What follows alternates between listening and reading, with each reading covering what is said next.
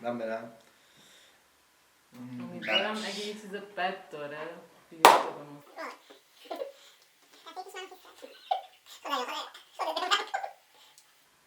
50,000 تومان پول نه. جایزش بردم.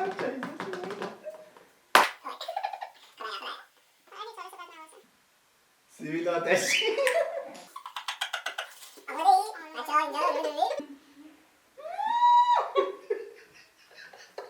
سبز.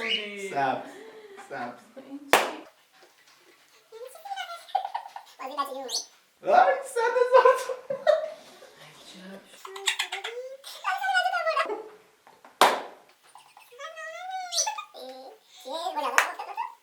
چی؟ آرایش چشم.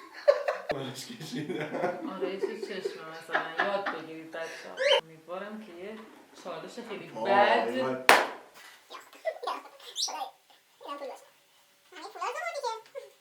آب نمک زنجبیل زردچوبه. خودشه. این همون چالشی که من نوشتم. یه قلوبو باید بخورم. بچه این چیه دیگه؟ اینو باید بخورم بچه. خیلی هم خوشمزه است.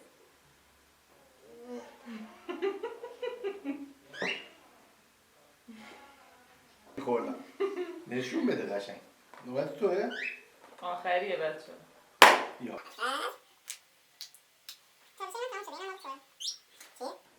سیب درختی با فلفل. منتظر داشتم. فلفل. اینم یه سیب کوچولو. بخور. نشون بده فلفلو. اینم فلفل روی سیب. بخور. باید بخوری قورت بدی ها.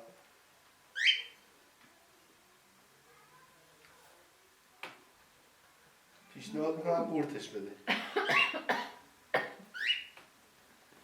بچه ها متاسفانه 150,000 تومان برنده شده.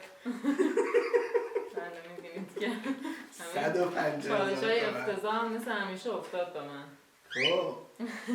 خب بچه ها اگه ویدیو رو دوست داشتین حتما سابسکرایب کنین، ویدیو همون رو لایک کنید، برامون کامنت بذارید، نظراتتون رو حتما به همون بگید.